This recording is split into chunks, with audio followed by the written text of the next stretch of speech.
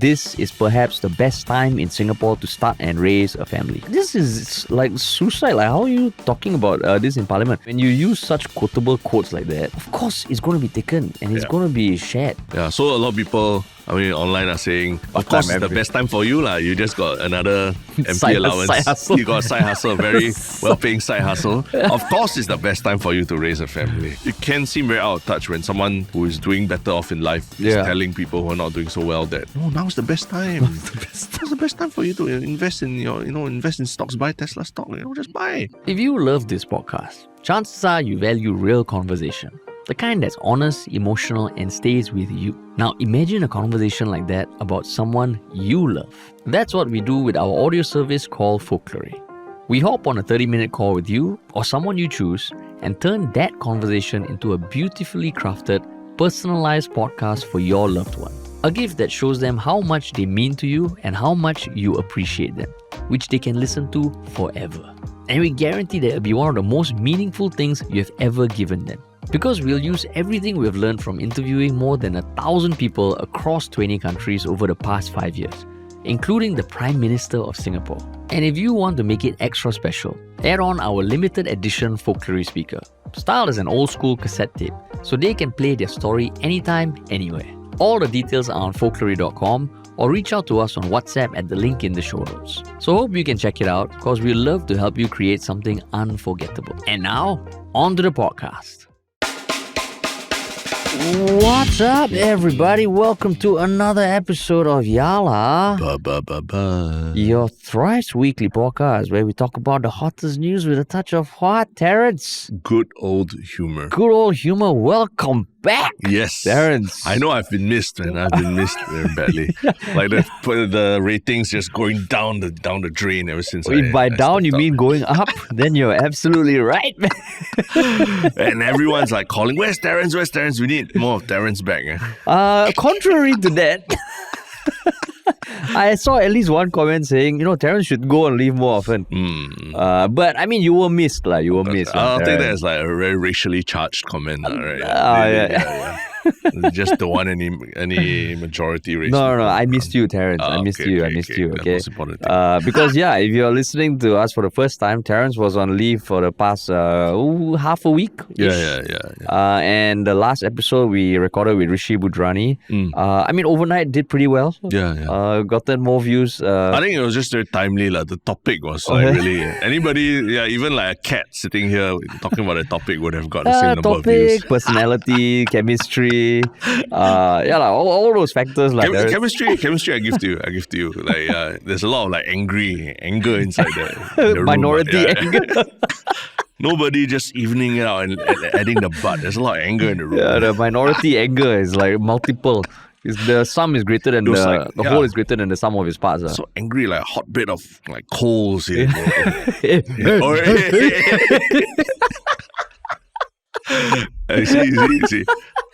Case in point. That's right. Choose your words, man. Choose your words.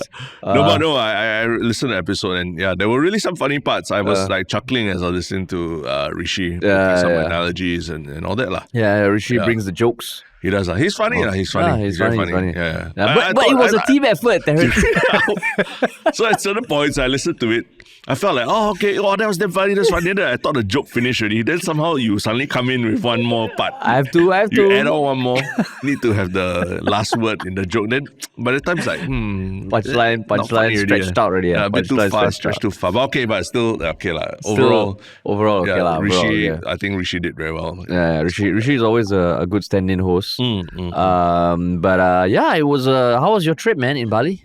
No, very nice. I think I caught the Bali bug. I've been telling people. I've never really, hand on heart, really enjoyed going to Bali that much. Maybe it's just a matter of I've always felt it's very touristy, filled with a lot of Australians. I think 50% of tourists there are Australians. And, stuff back then I used to think, you travel to Bali, you expect things to be, less pricey or whatever. But if you go and do all the touristy stuff, it really adds up, right? But this experience now that I'm going back, after a while, everything in Singapore is so much more expensive these days that even during the tourist experiences in Bali now feels it's a reasonable price. It's quite cheap, And there are moments of this time I did like whitewater rafting, I did ATV, and there were moments of awe, AWE, awe that I felt like doing these things like this, whether it's the scenery or the experience that you don't get doing, even similar kinds of things in Singapore. Like if you did ATV in Singapore, it wouldn't be the same. Yeah. And I mean, that's one thing that I think I realized at one point also with Bali, I always thought it was a small island, but it's 10 times the size of Singapore. Yeah. And that's where the awe comes in, because you can be in a packed city center and then you go somewhere and it's like some volcanic mountain. Yeah. And the ATV, I'm guessing, was very scenic areas. Very, and then like literally ATVing through like a very small river kind of thing. Oh, is it? Yeah. Like surrounded by, walled off by the jungle on the left and right. So it's really quite an experience. And and then all that, people, let's chill by the beach, all that. I didn't go to a single beach club. I just hung out in the hotel pool mostly. But yeah, just maybe also because the last time I had a long holiday, it was cut short by duty when Lawrence Wong called and said, that's true. they were going to be on yellow. That's true. This time there wasn't any of that. But was your wife on high alert or not? Like anytime you see a message like, Terence, don't give me this nonsense. No, I think it was in the safe hands of like you and 𝗙cie, the podcast, so it was all good. But your kid enjoyed it? Oh yeah, enjoyed it a lot. Must be fun. Yeah. So that's why I say I got a Bali bug, where I understand the allure of like repeatedly going back to Bali like year after year. Actually, that's odd because Bali is like has lost its sheen quite a bit. No, you're kind of late to the game. I think. Correct. Especially 𝗬𝗏𝗏. 𝗬𝗏𝗏 is like what. Like, I mean, generally it's very commercial already. But it sounds like you went outside of 𝗬𝗏𝗏, that's where it's more fun.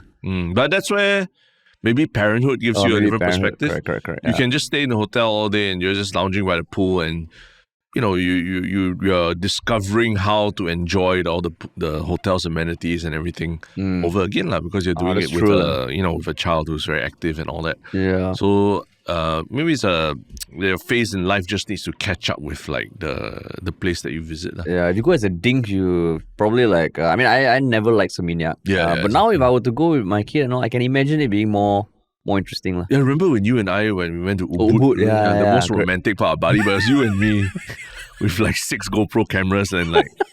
What kind of bloody experience was Staying that? Staying in a tree house, a wooden house. A wooden, isolated tree house. It's quiet at night.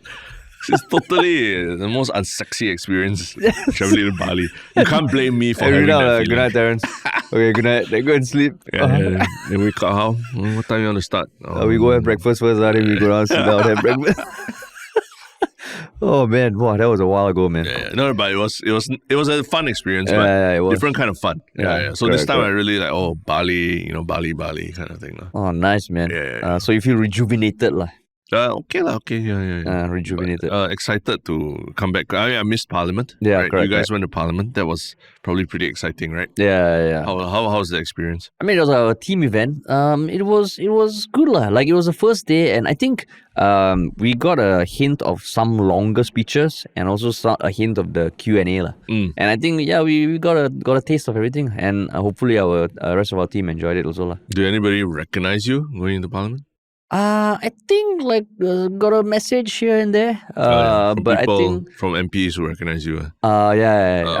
But I mean, it's one of those things. I also don't want to they are focused. They are focused. Yeah. Of course, when you peer over, you can kind of see what everyone's doing lah. Yeah, but what about other people who are attending Parliament as well? No, there were only maybe 10 people from the public. Okay. Yeah, the gallery was empty lah. Basically all retirees, school kids. I think a couple of journalists. Okay. Or bloggers or something, people taking notes all. Okay. No podcasters. No. But I mean, it's 5 days. It's going on today also, right? 26th September? I'm not sure, man. Yeah. So I mean, it's 5 days, so only more to come. Yeah. Cool, man. Exciting. And we are going to be talking about one topic that came out of Parliament recently. But before that, what is our spiel, Terence? If you're new here and you came because you enjoyed listening to 𝗙cie on the podcast, sorry, he's not here today. But we really appreciate it if you like, share, follow, subscribe. In case the next time 𝗙cie comes back, or if we go on the 𝗙cie report or something, we'll talk about it, right? Yeah, man. Yeah. And if you want to work with us, you can reach out to us at contact@ministryoffunny.com or drop us a message at ministryoffunny.com. Yeah. Sweet. All right. Okay, cool. Sweet. So the first topic was arising from a speech that new MP Cassandra Lee, who is the Member of Parliament for West Coast Jurong GRC. She gave a speech on parenthood. Yeah. And basically about how this is perhaps the best time in Singapore to start and raise a family. Yeah.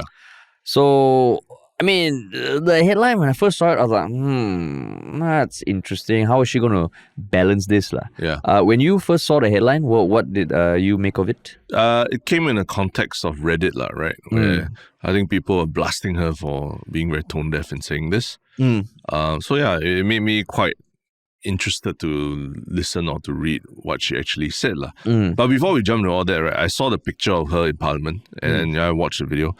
I know like it's two men talking about what a woman is wearing. So it's absolutely, maybe you want to skip over if you're listening to this and you don't want to hear any sexist remarks and all that. But this has nothing to do with like anything sexist.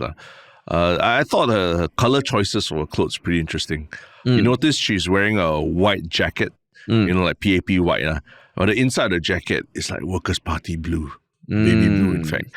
So it's like a blending of the two colors of the two parties in Parliament. For her maiden speech in Parliament, So I'm sure it's, for herself personally as a milestone, it's probably something quite significant in her life. And the fact that she wore that, I was like, interesting. That is interesting because the one thing about going to Parliament is you can literally see what everyone is wearing. So you saw her skirt and there's something different. No, color, that day I don't think she talked. She wasn't there. Okay, I mean, she may have been there, but she didn't speak. Okay. But you can see generally like the whites and the blues. Yes. Or hints of it. Of course, some people wear like yellow or red and all. But yeah, generally the whites and the blues within those two parties. So this one, I didn't think about it at all. Because, I only care about what people say, Terence. The least superficial person. Yeah, I'm the least superficial person. But yeah, it's interesting because it is. I mean, even Andre Low from WP, he did a Get Ready With Me going to Parliament, right? Yeah. So I think it does. That's interesting. Terence, interesting. You see, this is the kind of insights that were missed when I wasn't around, right? Very astute observations about what people are wearing. Objective objectifying perceptions this is a political statement that she is making. Political statement indeed. So basically, I mean, generally what she covered was she started off by saying, the family puzzle piece, and talked about how family is kind of like an important unit of a society, but there are challenges that are being faced. And she started off by talking about how, for in young people's side, stress is the main factor in not wanting children, facing mounting pressure to excel in both work and domestic life. And then at the end of that first spiel, she said it is the best time in Singapore to start and raise a family because the government listens. Then after that, she went on to talk about more of the challenges, the widening care gap, technology, connecting with seniors and all. Yeah. But I mean, overall, right, what do you think of the speech or the points? Her whole speech. Yeah, because I mean, I was surprised that there weren't that many articles written about this. Because, I mean, bringing up kids, anything to do with TFR, it's a big thing, So I mean, either you want to talk about a whole speech or certain points. I mean, obviously I saw all the outrage that was going on Reddit about what she said, right? But I did listen to her whole speech. Yeah. And maybe there was that point about making this point about saying there's the best time to raise a family. And maybe one more point about she said, she doesn't want to burden businesses with additional costs, right? In terms of helping create a better work-life balance for families and stuff like that. Actually, outside of that, her speech, I mean, I think she touched on things that are workable and actually pretty important for parents with young children, right? She talks about certain things like childcare leave, and she's very specific, talking about when you have especially you'll be coming up soon for you, when a child gets hand-foot-mouth disease, right? in one session on hand-foot-mouth disease, you could wipe out 6 days of childcare leave already, and that's not enough. So she did make suggestions either for more childcare leave if you have more children, or even like sick bay facilities within every preschool or something, such that even if a child's sick doesn't mean the parent needs to take them away immediately or something like right. So she did raise some practical solutions like that, which I thought actually, they were worth looking at, and it's good that someone is thinking of all these things, right? But I think ultimately I feel she did herself a disservice with just those two gaffes that she made, and the big one being saying that now is the best time to raise a family, because everyone's just focused on that and is no longer listening to what the substance or anything else she's saying. Yeah, because how I listened to the speech was, go on YouTube and all, and there is a video uploaded by the Online Citizen, which is 9 minutes and 32 seconds. But then on the CNA website, there's a video that's 19 minutes and 54 seconds. Part of that is her speaking in Chinese. I think it's the last few minutes. But I also felt like, actually, certain things they say here, she gives a bit more context. So I think that's the danger. When I just watched that 9-minute clip, I was like, what are you talking about? Because she almost starts off saying, it's damn hard. And then she says, but this is the best time because the government is listening. And then for the rest of the video, she goes on to explain why it's damn hard. Then I was like, is this your approach? Which felt very odd. It's like the whole best time thing was at odds with what she was saying in the rest of the speech, right? The rest of that 9-minute video, I noticed that as well. Then I was like, this is like suicide. Like, how are you talking about this in Parliament? But then when I watched the longer video, there is more context about the changes that have been made and what she's focusing on. So, on one hand, this is her first time in Parliament. She's a new MP. Unlike some other newer MPs who have more senior public office holder positions, I hope this is just like the first time in Parliament giving a speech. Because I don't think it was a good speech. You don't think it was a good speech? I think, again, just rearranging the certain things and just understanding that as a politician, the bullseye is on you. And when you use such quotable quotes like that, of course it's going to be taken and it's going to be shared. Because the headline itself, and the only papers that published it, the only publication house that published an article was Mothership and the newspaper. Nothing on the Straits Times, nothing on the CNA. Which I found a bit odd because they are covering a lot of other things. Some of the more contentious issues. But the newspaper article is covering the negative response. That's true. The newspaper headline is literally epitome of out of touch. MP Cassandra Lee slammed online for saying it's best time to raise a family. So the Reddit thread is just shitting on her. But the thing is, how many people will actually watch the full video? Correct. So I don't know the process. I would assume that every MP writes their own speech. Well, maybe just bounce it off someone what is this? Because do you think it was a good maiden speech? So that's the thing I was thinking about, that if it's your first speech in Parliament, right? First time ever, right? And this is the first time you also have a chance to publicly express your gratitude or your loyalty to the party that, that helped you also get into this position, right? In some sense, I can imagine if you're a new MP or what, you want to impress your boss also and make your boss feel like, this person's saying something good, right? So you have to, there's a lot of criticism in the speech, or not say criticism, but ideas of change, but you have to somehow add something, a sweetener at the start to make it feel like, she says she's saying something good about us, but there's certain things to improve, That I feel like maybe that was what pressured her into putting this kind of strange statement to say it's the best time to raise a family, but then on the other side, it's just talking about all the challenges, the very multitude of challenges that parents have, right? Which are very real, right? I think you and I, as parents of young kids, it's real, It's real, And what people don't appreciate being told, like, you're taking Singapore's what Singapore has for granted. Now is the best time. It's the best place in Singapore to do it.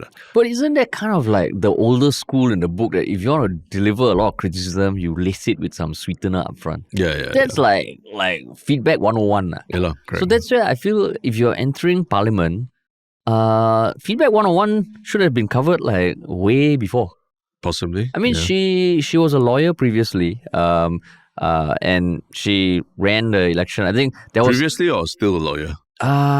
Is a lawyer. Still a lawyer, yeah, is a lawyer. So she's not a cabinet. She doesn't have a cabinet position. Yeah. She's just an MP lah. Yeah. Yeah. So a lot of people, I mean, online are saying, of course, it's the best time for you lah. You just got another MP allowance. Side hustle. You got a side hustle, very well-paying side hustle. Of course, it's the best time for you to raise a family. Yeah, and I mean, okay, so she is also not who should be familiar with how certain things you say, if it's very quotable, it will be memed. Yeah. Because during the elections, she was the one who said that, she has a baby face. Yeah. Right? And that became like a defining a quote that was attached to her. Yeah. And I mean, I didn't see it as the most positive image being painted. Like, okay, you're talking about your baby face. Yeah. Aren't we supposed to move past judging people based on looks? Yeah. Right. Yeah. And we started this podcast talking about what she was wearing. So you clearly haven't learned anything. Hypocrites. Yeah. So then, like, to start with a speech like this, I feel like because again, even if you just reiterate, because you think about it logically, if you're saying this is the best time to bring up kids, like what you said, it says that everything the government has been doing up till this point is great. Yeah. But it doesn't feel like that. Yeah. And she even quoted stats to point out why people don't want to have kids, why people are getting married later, why the TFR is declining. So it felt like a very odd speech. I mean, even in April, she already emphasized that, young families and the burdens on young families and caregivers for older people, those are going to be her priorities as an MP, right, before she got elected. Not trying to be an apologist here, right? But I did listen to a little bit of her Mandarin section, and I listened up to the point where she talked about this, it is the best time to raise a family thing. Interesting nugget is that she actually, in Mandarin, she said, I think rather than saying best time, like 最好, which is the best, right? She actually said, I think along the lines of 最适合, which, before you give me an angry face. My brow's falling. Yeah. It actually means most suitable. Most suitable. 最适合啦. 适合 is like suitable lah. I wouldn't translate 适合 as best, or good lah, in that sense. 适合 is it's compatible or it's suitable lah, right? Most suitable time. Yeah. So I'm not sure if maybe she scripted in Mandarin first and then translated over and then something is lost in translation. But given that she is actually a very well-speaking, lawyer and everything like that, I doubt that the intention was lost in the process lah. But maybe another word other than best time might have been more suitable also. Like if I heard like most suitable time to have a family, I'd be like, okay lah. I mean, that's saying that, yeah lah, given everything that is going on in the world right now, the uncertainty in the future and what, maybe now is just the most suitable time. There's no, the saying is always that there's no perfect time. There's you're never really ready to have a child, right? Everybody who, I'm sure you get into it, it's like a whirlwind, right? Yeah. No matter how many books you read or what you prepare, it's never perfect. But is it suitable? Yeah, because your age or your where you and your wife are in your life and things like that, right? It's suitable time, right? But maybe just the use of the word best time kind of connotes like 60s, 70s, 80s, 90s. Wow, now is the best time. And you compare, and I think on our Reddit, there was just an interesting thread recently where someone said, which time would you have preferred to be born in as a Singaporean? And a lot of people claim that it's 80s, 70s, 80s, 90s, right? Nobody really said now is the best time, right? Yeah. But I mean, because she even kind of said that, like the people who benefited from the ways of the past, their kids are not being able to do it now. Yeah. So she clearly is cognizant that, okay, things are harder now. So if she came to you saying, hey, Terence, I'm going to go talk, can you just suggest some quick edits to this? You would say the most suitable time. There's no better time, maybe. No better time. That is the terrible advice. What do you mean, no better time? That's like the best one. I mean, maybe the expectation is also that the future won't be any better, right? The future won't be any brighter. So like if now is best means next time won't be as good, right? Yeah. There's the dark clouds, Yeah, dark clouds ahead, yeah. No, but like, okay, so if there was any room to say it, I mean, even just kind of saying like, if she was phrasing it like, okay, now is the best time because just in the past year, these sort of changes have happened for parents and bringing up kids. And we want to do more.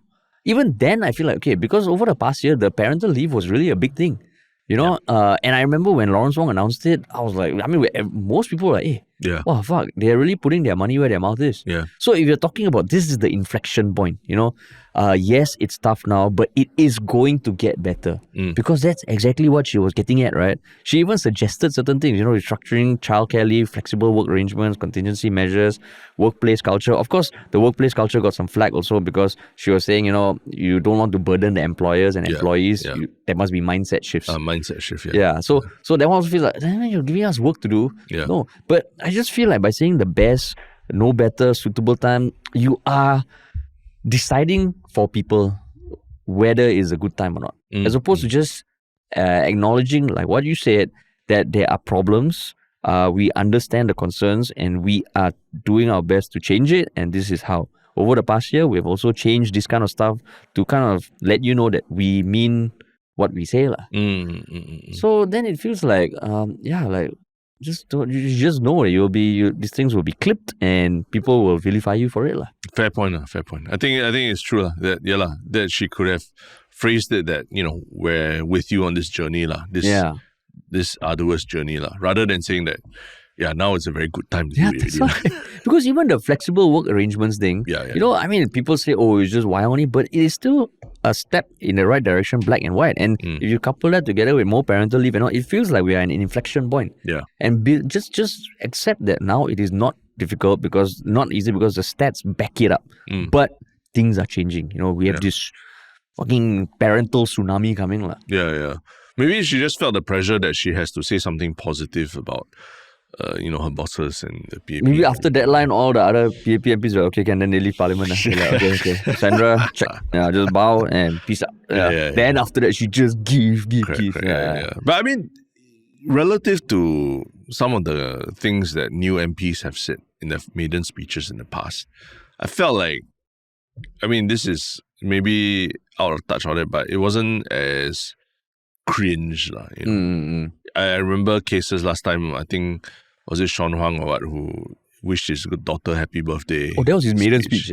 I can't remember his maiden speech, but it was one that he received a lot of flack for, and then he shed tears or something like that on the spot. So those were cringe, right? This one I felt was maybe more a symptom of being out of touch with who you're trying to address, right? Yeah. Granted, she's a very successful person herself, lawyer. Probably high earner, everything, and successful. And now, in side hustle as well. Yeah, side hustle, big side hustle as well. So it can seem very out of touch when someone who is doing better off in life is telling people who are not doing so well that, no, now's the best time. Now's the best time for you to invest in invest in stocks, buy Tesla stock. Just buy. And people are struggling to put food on the table and things like that, right? It does feel a smidgen out of touch. Yeah, but the good thing is, and this one I can't say the same for many of the other first-time MPs. Now it feels like, okay, her jam, right, is parents. She's the parental MP. Yeah. And she's young, she's like 34. 34, Yeah. But if you are crafting your niche, right, that, okay, you are going to be the spokesperson for parents and family and children, then it feels like, okay, then you lean into that. Just the way you communicate, on the flow of what you say, really need to think about it. But if she's seen if people remember her for what she stands for, that's great as a politician. Right. Correct. So, first maiden speech, we see how it goes. We'll see how it goes. But the truth is, even in Lawrence Wong's speech, there was a lot of discussions about easing the burden on parents also, right? Not just with work-life balance, but about things like the education arms race and things like that as well. Yeah. Did you feel assured by listening to PM Wong and even Desmond Lee talk about education, for example? I wouldn't say I feel assured, but I feel like, okay, they seem to recognize what people are feeling, what people are hoping for. Now we have to hold them accountable to it. Because, he was talking about, rethinking how success is defined, the changes to the education system, enhancing social mobility, And even outside of that, the wealth inequality, even though I find that whole Gini coefficient thing and the recalculation of it still showing we're trending downwards, a bit hard to believe. Yeah. But when it comes to education, it feels like, okay, like I can agree with the stuff he says. Now I just hope something happens. So I like what the things he's painting, but I'm not assured that it will change. Yeah. You? I mean, I think it's important that he said it in this speech, the first speech out of and it kind of tells you, like, okay, for the next 5 years, if you want to hound your MP about something, you can always reference this speech. Yeah. And like, why is PSLE so stressful? Why is the tuition industry so overkill for like young parents these days, right? And it really is I already starting to feel that stress already of the education system in Singapore and all. Yeah, so I hope to see that there's more of that, and that in some ways that PM Wong can also counteract all the people are saying you care so much about the youth and children and all that, but you yourself also don't have children. I find that line of questioning a bit unfair. But at the same time, it's like, I think that's why he has to work doubly hard to disprove it, right? Yeah. And as long as he continues to make it a focus, then it feels like, okay, just because you're not experiencing it yourself, you don't care, cannot. Yeah. So, I mean, like, anyone, the 41-minute speech of his is on YouTube. You can find the transcript as well. Yeah. I think it's worth. This is basically their blueprint for at least the next year, right? The next 5 years. The next 5 years. Yeah. So hold them accountable and just know that, okay, these things have been said. Yeah. What happens next is different. So Harish, when is the best time to raise a family? The best or to time, start a family, if anything? Based on your experience so far. I mean, I would say there's probably better times than others. But beyond a certain point, there's no best time. But I mean, not when you're like 15 or 16, And when you're like in your 50s and all, there are a lot of other challenges. Yeah. Looking back now, would I have preferred to have kids earlier? No, because not having kids earlier allowed me to pursue stuff like, starting a business and going down media and all. You have a smoke on your face. And then almost going bankrupt because, that's so and for that, you're willing to like delay your family stuff. For that, of all things.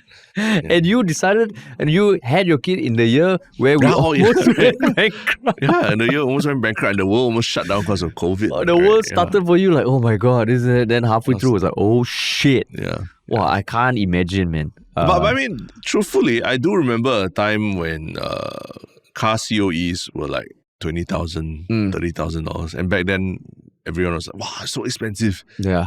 Well, now it's like, it's nuts. It's unreachable for the majority of people already. Yeah, right? It's nuts. And even if you had the means to buy it, you might not want to because it's just not, the value is just not there and all that. Yeah. And I mean, that's a good point. Like, one thing about Cassandra Lee's speech also, she was saying that, there's added pressure for dual income kids and dual income people. And she said from surveys, people prioritize having kids and career as equally important.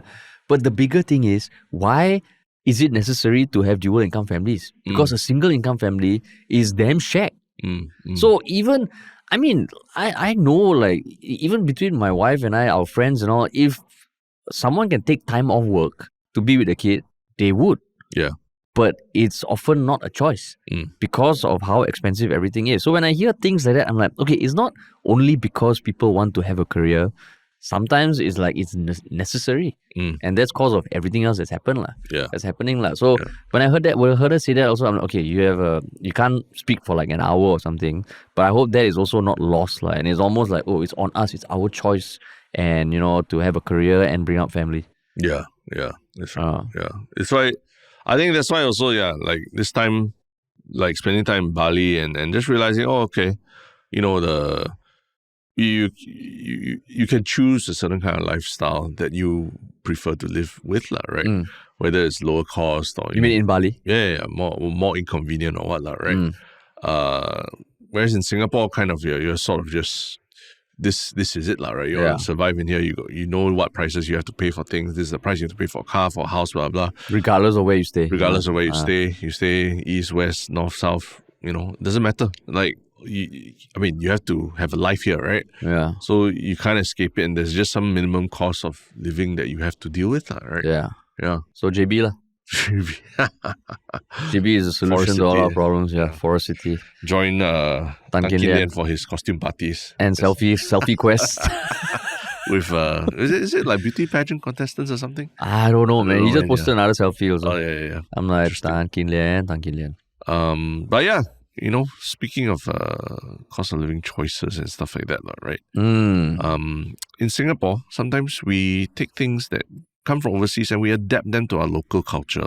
And someone did it here recently, but it's caused a lot of consternation in the home-based baker community. And what was this event? It was our own take on the cake picnic trend, which is a trend that began in San Francisco in 2024 and has spread globally. So basically what I understand is that the ethos of it is that you come with a cake and you get entry, and then it's basically for people to showcase their own cake making skills and also try cakes of other people. And they have things like the cake, the 7-minute dash, which basically you can collect any 3 slices for a certain amount, or I think or free within a set time period. So if you look at videos online, it tends to be a huge gatherings of people with all types of cakes, and people really just trying different cakes, and home bakers, professional bakers all come, and it looks pretty cool. But in Singapore, there was a local event organizer, 𝗓𝗲 𝗦𝗵𝗶, which organized its 3rd Slice Baby event at the Malayan Council restaurant, where it was the same ethos. You come with a cake and, there's a cake dash. If you don't come with a cake, you can enter. But every entry comes with a cost.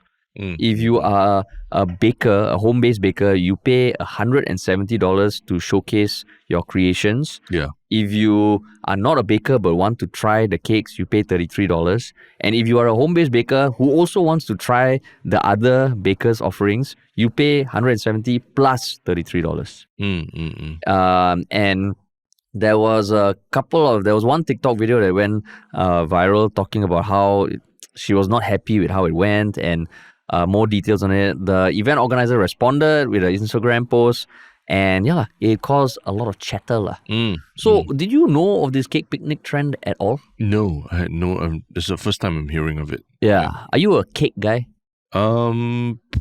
Yes, I like cakes. But the very pretty cakes and all that, not so much. I don't know. Because usually it involves a lot of icing and all that. Cream and all. Not really my thing. I mean, there are some regular ones that I like, and a lot of it is because it's not so creamy and or iced up, right? I think I also like cakes like it, but it's just more focused on the cake itself. The more basic, the better. I think it's the cake itself. Yeah. But not the decorations. But that said, there's some very artistic takes on it, right? Oh yeah. I think especially for kids' parties and all, they're very, very creative takes on cakes, . Yeah. So what do you think of this whole shenanigans? I mean, it kind of there was, when I first heard that it was a trend overseas that was just brought to Singapore. In my mind, I was like, okay lah. I mean, it's a bit like the dinner en blanc where you wear white and then people come here and pay some money to eat food while dressed up in PAP clothes and all that lah, right? Nothing. I didn't bat an eyelid lah. I mean, it's just a commercial event and all. But when I read about the cake picnic trend, then I realized it was really meant to be like a community thing where people you bring a cake in order to have entry to the event, and you are there to just showcase and network with other bakers. And it just so happened that it went viral and attracted a lot of attention. And now they're very, they've held events in multiple cities and all that, right? But at its core, it was always like a community event that wasn't about charging money or, promising exposure to media or, like a band playing or anything like that. At its core, it was really just about the cakes. So when I read about how this events company or what was doing it here, part of me just died. It's just one of those things that when it comes to Singapore, then when I mentioned earlier, you adapt it to Singapore's environment, and it just becomes another commercial event meant to profit from people's curiosity or the lack of activities to do lah. And that's just kind of depressing lah. Yeah. So, I mean, when I started reading it, I was trying to kind of come in thinking, okay, organizing an event in Singapore is not easy lah. We have had events before. Finding venue and all is tricky. But then when you look at the thing, okay, so I think if it was an event of its own, where they got MC, they got musicians, it's in an outdoor space. Because I don't know about all the ones around the world. I don't think it's mandated it has to be in an outdoor space. But some of the bigger ones are really like just on a lawn and cakes everywhere lah. Yeah. So if the cake picnic trend didn't exist and they were doing this as an original idea and they want to charge, that one I actually got no issue lah. But I think it feels like they're clearly leveraging the cake picnic trend because they do have like the 7-minute dash and all that. And when you slap on a charge around it, right? Because they put out a post, right, and they were saying, it pays for music and logistics and crew and marketing and design and photographers and videographers. It just feels like you are commercializing something that is meant to be ground up lah. Yeah. And that's where, like what you said, it feels like, why are you trying to just commercialize something that has such a wonderful spirit at its core lah? But they said in their clarification that 𝗙cie baby is its own concept. It's not a cake picnic. It's 𝗀𝗃𝗍𝗔𝗍. Combining cake viewing, a cake dash with live music interactive experience to create something unique to our community. So is it you that is imposing you want something from the West to trickle down to Asia again? So that's why, I mean, did they do anything wrong? Like I asked you, did they do anything wrong? I would say, I don't think they did lah. Yeah. But it's just one of those things that you just like, I'm sad, why they do this? And that's the reality of it lah. I don't think they did anything wrong. Yeah. I mean, but I think what, if anything, they did wrong was apparently like, I think they got some negative feedback from some of the bakers. And one of the bakers, I believe her name was Ms. Art Lane. Ms. Art Lane. She did a couple of posts talking about, firstly, the cost of participating in the event, and she laid it out very clearly, even down to like the opportunity cost and the amount of time that she spent there. But she also made a subsequent post about why she would not work with the event organizer, and a lot of it seems like, there was a lot of name calling and a very, very defensive stance from the organizer rather than taking the feedback into account, right? So if anything, I think that's where they went wrong, right? Where it's ultimately the bakers are the community, right? The bakers form the community. They are the ones who pull the people, attract people to come. And if you're not taking their feedback seriously, you're basically not taking your main customers' feedback seriously lah. Yeah. Although they do say that there are people who are supportive, but from this Ms. Art Lane's experience, it sounded like it was a very in group of people, the inner ring, right? Yeah. So to speak. So I mean, I think it is more their behavior that is damn annoying lah. Because again, I think if they want to organize this event, they're not wrong. Because the complaints were about the cost, how much access they actually get, the temperature in the room that was supposed to be aircon, which I mean that happens at every event, right? But how they responded, even the post, right? I mean, certain things, they said why do bakers pay a fee? That was a question they addressed. That fee supports the full curation of the event: venue, logistics, crew, MC, marketing, design, blah blah blah. And talking about the cost of organizing the event. But on the TikTok video that I think was put out by that TikToker, the Malayan Council themselves came and commented. I think it's their official account that the venue was sponsored for free. So then it feels wait. So what is the cost of the venue then? Unless they're talking about the lighting and all that lah. Logistics. And even on the post they said their signature cake dash. But is it really signature? The Cake Dash, our signature fun-filled way to pick your slices. So it feels like they are co-opting things that have been made famous by this other brand. Maybe putting a bit of a twist on it and saying it's their own. And that TikToker also showed responses that they were giving to people who criticize them, right? Yeah. We're using words like daft and all that, right? Yeah. So, Daft, it just feels like, okay lah, there's not a good vibe lah. But I mean, we are questioning here, hey, you all got a venue free already. Well, why else you need more money? Still got cost lah. Still got cost, right? Because, I mean, we've had our own experience trying to take something international and bringing it to Singapore. And not factoring in a lot of the things that we probably should have factored in. And I don't know if you remember, but it was the very early days when there was an official international pillow fight day around the world, right? And I think for 2 years consecutively, we tried to do it in Singapore, right? And first year, I think we did it somewhere in the heart of town. Cathay building. Outside Cathay, the Cathay building. Yeah. And maybe like, I don't know what, 10 people, 15 people showed up maybe? I think maybe like 18 people, but maybe 18. 8 of them were our friends. Yeah, 8 of them. And it was raining. And it was completely like ground up movement kind of thing. We didn't, like there was no official logo or whatever. We just like, okay, we want to do like a pillow fight day thing. You don't have to pay. Yeah, don't have to pay. Just bring a pillow, come. Then the following year, I think we decided, let's do something bigger, right? We were doing Ministry of Funny. Let's use our platform to see if we can make something more fun, right? Then we did it, I think, on the street along 𝗲𝗲 Lane, because it's close to traffic and all. Yeah. And that one, like, you want to talk about the details of that event, what happened? Yeah, so I mean, for context, right, I'm actually going to put the links in the show notes to show the videos we made for Ministry of Funny in 2013, 2014, covering the event. So in 2014, we leveled up. There were, 100 people maybe? I think so, at least. 100 people showed up along 𝗲𝗲 Lane with pillows.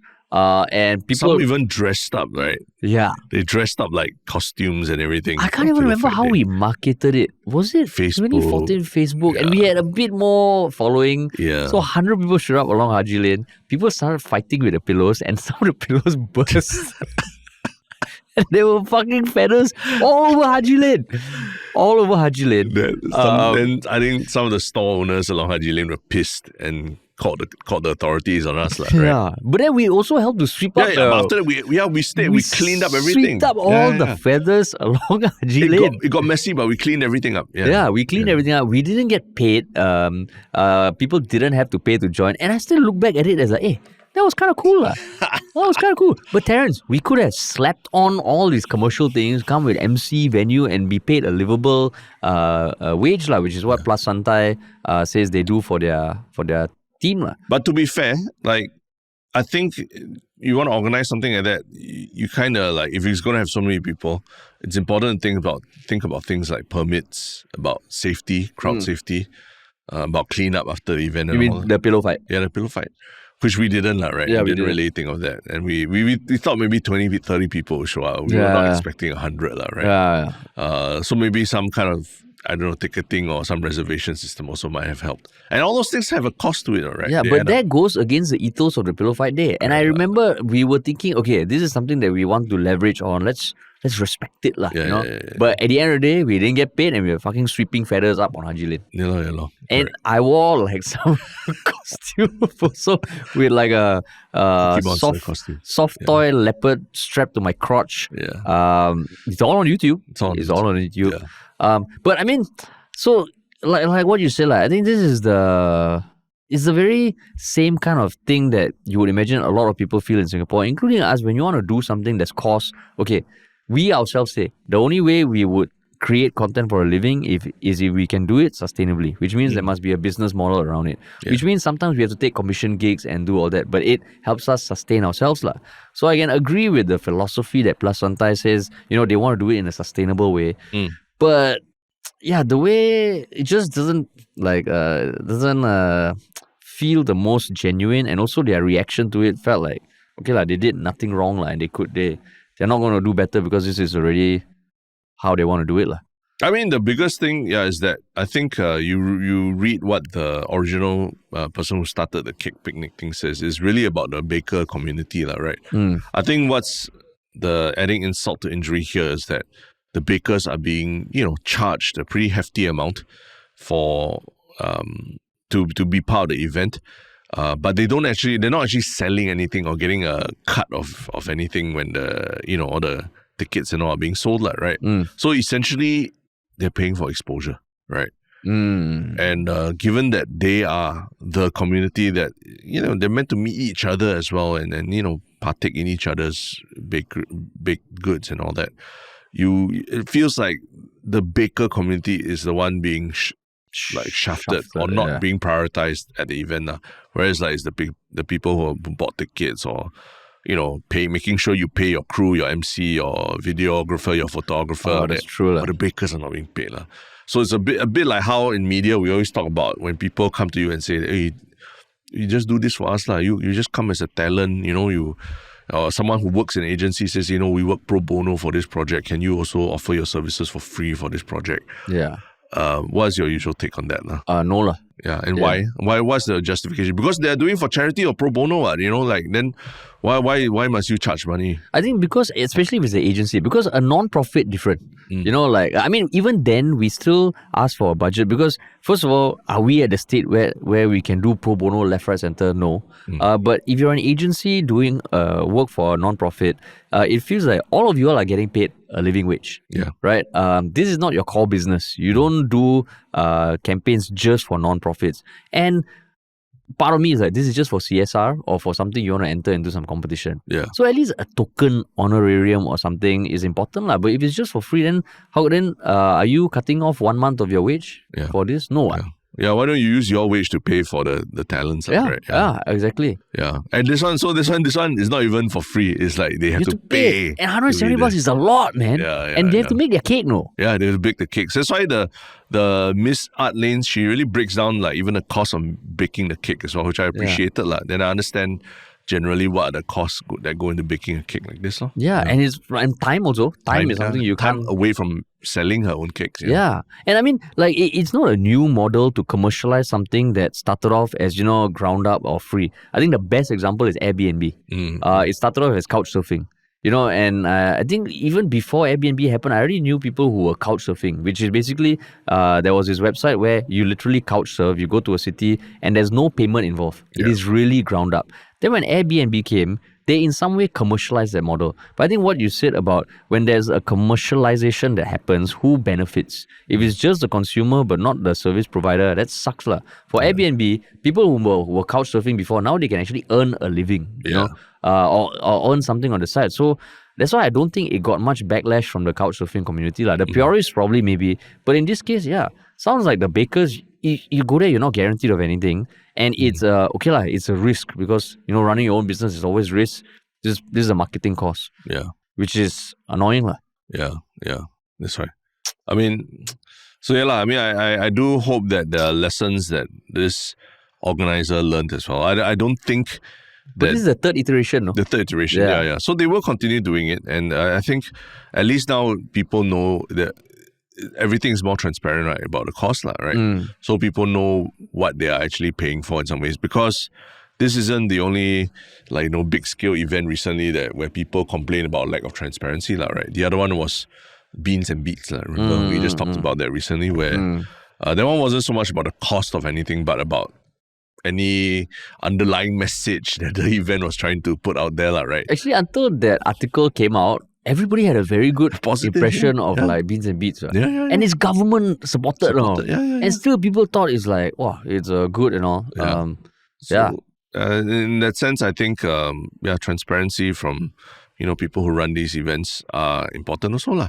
Yeah, man. And especially if you're co-opting the name of an event overseas that essentially is free for the bakers to attend, right? Yeah.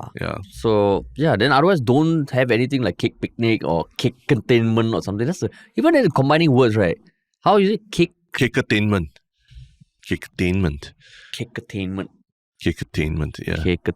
But yeah, man.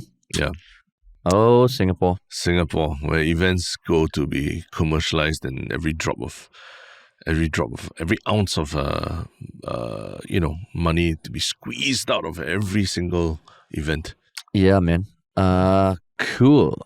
So, what is your one Shiok comment? I'm gonna pull mine up, but what's yours? Mine is I mean, someone shared a video done by 𝗀𝗀𝗀, who is not the minister, is a TikToker who actually has done quite a lot of mathematical analysis of like things like electoral boundaries and all. And she did a breakdown of the stats relating to the MRT breakdowns. She did a breakdown on the breakdowns using math. And like some of the things that came out was like, due to the train disruption, Singapore lost 2 million hours. And I mean, she basically used the math and the stats out there to point out why these breakdowns are very significant, and maybe even more significant than we realize. Yeah. So someone shared a post that someone made on another Reddit thread of her video. But I mean, kudos to her to keep making these videos. I think she's not based in Singapore right now because she's finishing up her PhD. Yeah. So yeah, it's just an interesting video to watch. Yeah, 𝗀𝗀𝗀. Yeah. I think she always does quite interesting breakdowns. Yeah. You?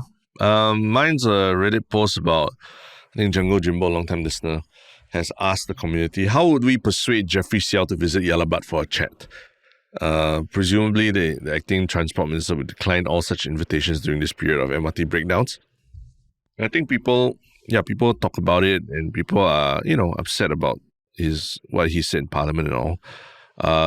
But I mean, I'm quite interested to understand what people prefer now from him, right? Yeah. Because some people said, I'd rather that he just focus on the issue than go on a PR tour.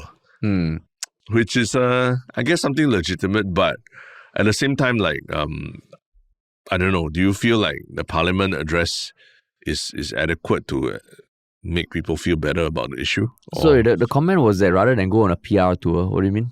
PR tour means come to places like 𝗬𝗏𝗏 and talk about the issue. Do you want to hear him talk more about the issue? Yeah, of course. And make defend his stance. I mean, when I hear PR tour, it is just a tour where they are controlling the narrative the whole time and saying what they want to say. Yeah. I mean, our goal on 𝗬𝗏𝗏 is always to offer different perspectives or challenge where we can. So I wouldn't say it's part of the PR tour. Yeah. And I would actually love to sit down and talk with him. Yeah. I think that's why some people are saying that, it's not, what do you want him to say? We fucked up, Then I think 𝗬𝗀𝗀𝗀 and others are saying, why not ask about how would you do things differently, or, ask about the tone of what he's saying and all that. Yeah. So I do think there's still a lot of potential for insightful chat for 𝗬𝗲𝗀𝗀𝗀 and 𝗬𝗏𝗏. Not sure if it'll happen, but we will try. Yeah. So I mean, hopefully. Yes. So far, whenever we've said on this podcast that we want to make something happen, generally the universe helps us out in some way. For a few things. Yeah, I'm just thinking what's the most outlandish thing I can ask for right now. Yeah.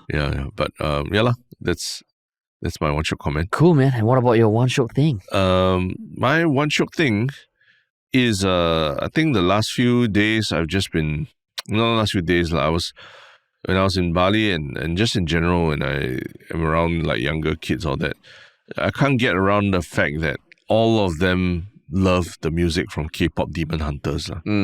Have you heard any of the songs? No, but I've heard a lot of friends tell me you have to watch K-pop Demon Hunters. I don't know about watching it, but the songs that the kids are just singing all the time. I'm guessing I would recognize it if I hear it. Yeah, probably. Yeah. And like if any adult wants to just like connect with any kid on a superficial level, just start talking about K-pop Demon Hunters and suddenly all the kids' faces will light up. That's what I've realized.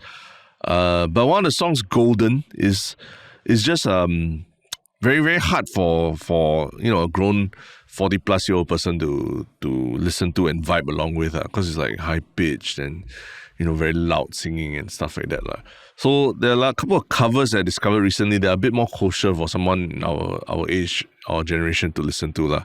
But the one that I thought was quite interesting was a metal version of the song Golden, right? So this guy on the internet called 𝗤𝗏𝗏𝗏, he does a cover featuring Anthony Vincent where they sing a metal version of Golden.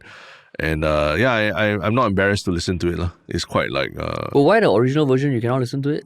It's just very K-pop, and then the notes in the chorus are bloody high. Like you'll be like falsettoing all the way if you want to sing along to it. So if you're a guy like me with a very low voice, you go... Okay. I get it. I get it. Oh, okay. Oh, okay. Yeah. Oh, good luck, Tristan. Oh my God. Tristan. It's okay, yeah, I don't think he will get a copyright strike. Not for that. It was so inaccurate. The copyright strike needs to sound like the song. Yeah. But this guy sings with a metal, very grungy metal voice, and he makes it like palatable for people like us to listen. So recently, you like it when there's a K-pop flavor in a song, but like kind of manufactured to be like how you would listen to it, lah. Previous One Shiok Thing was K-popped.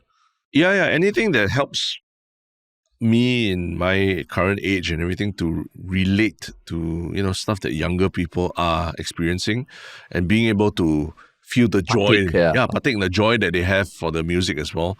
I think that makes me feel younger. Yeah. Oh, okay, that's cool. I mean, we're old, we're getting older, but it doesn't mean we should be out of touch with what they enjoy as well. Yeah, that's true. Right. Yeah, cool. Okay, cool. So my One Shiok Thing was the past. I wouldn't just say the past few weeks. Like the US now, like every day there's some ridiculous thing. Like, there's the Jimmy Kimmel stuff and all, but I watched the whole Trump speech at the UN. Yes. And that's not my One Shiok Thing because it was a ridiculous thing. Yeah. It was 56 minutes and the reactions to it on both the left and right were crazy. Like you go on X, on the left, people are saying this is the biggest embarrassment that the US has ever put out. On the right, people are saying, how can you not love this man? He's speaking what we say. And I mean, certain things he said, he says it with such conviction that I can see people thinking, oh, actually, he has a point. And one thing that I remember thinking when he said it was like, okay, the UN essentially is toothless. Yeah. Which is something that, we've even asked people like 𝗀𝗵𝗶𝗀𝗶 and all, right? Yeah. But there was one video that came out on the Bloomberg Opinion. It's a YouTube short. It's someone called Andreas Kluth, who is the national security and who is a national security and geopolitics columnist. So he took a video. He works at Bloomberg. He took a video at the UN building in New York and just said, okay, there's a quote behind him that he will read in a moment, but he went on to explain why whatever Trump is saying about UN is very ironic, particularly because Trump was shitting on the UN, right? But basically he pointed out something that I never thought of, and I think it's worth remembering. It's very easy to shit on the UN, but he was saying that the UN essentially, why they can't do anything is because they have to make decisions as a UN. And there is a Security Council and there is a few other council members of the bigger countries. And Russia and China are on most of the councils. Yeah. And when they want to make a decision that can actually veto something or like impose ceasefires or call for ceasefires, the council needs to agree. Yeah. So he gave the example that if the Security Council can't call for an immediate ceasefire in Gaza and return all of the hostages, even though 14 of the 15 council members wanted to, it is because the US vetoed it. Yeah. So it's very ironic for Donald Trump to say the UN is toothless while he is partly the reason why they are toothless and why other countries. And I was like, hey, actually, that's a very important thing. And he ends off with the quote because he goes on to say that what the UN is meant to protect is almost like not not to make humanity better, is to protect us from going to shit. And he said it was created by Harry Truman and all after World War II to prevent another war, right? And he ends off with a quote by, let me see, the UN was not created to take mankind to heaven, but to save humanity from hell. And he was the second UN Secretary General. So this guy was just pointing out that we need to understand the role of the UN. It is really not to, elevate our lives, It's just to prevent us from descending to places that we have been at. Yeah. And he was saying, like, everything you hear about Trump talk about the UN, you need to look at it from this lens. And I was like, oh, that's an important reality check. Yeah. I think 𝗀𝗵𝗶𝗀𝗶 talked about it, all right? Yeah. Was it 𝗀𝗶𝗀? 𝗀𝗶𝗀. Yeah, basically the US itself was crippling the UN. Yeah. And it's the lack of the UN was set up in a very different era as well, right? Yeah. Right, post World War II and when the world is very different also. But now it just seems that we've dug ourselves into this hole that we can't get out of. Yeah. But we also don't have any alternative. And then when you hear Trump shitting on the UN, but he is partly to blame. Yeah. So it's just, it's nuts. And that 56-minute speech, you don't need to watch the whole thing, but just watching the highlights give you an idea of like how ridiculous the political climate has become. I saw it, and he's like shitting on the UN for the escalator and he wants that person to get fired. And the teleprompter as well, right? Yeah. He's damn angry that ABC brought back 𝗍𝗵𝗂𝗧𝗵𝗂𝗧. Oh, yeah. So, well, we'll see what happens. But yeah, if you enjoyed the podcast, it would be great if you could tell at least one other person about it. You can follow us on social media, TikTok, Instagram, Reddit, Telegram, leave us a rating on Spotify and Apple iTunes. And what else, Terence? Subscribe to our newsletter. Yes. Your Little Bit as well. Yeah. Which is on 𝗖𝗲𝗏.com. 𝗖𝗲𝗏.com. Yeah. But if you want to work with us, email us at contact@ministryoffunny.com or just check out our portfolio at ministryoffunny.com. Solid. Thanks for listening, everybody, and we'll talk to you all very soon.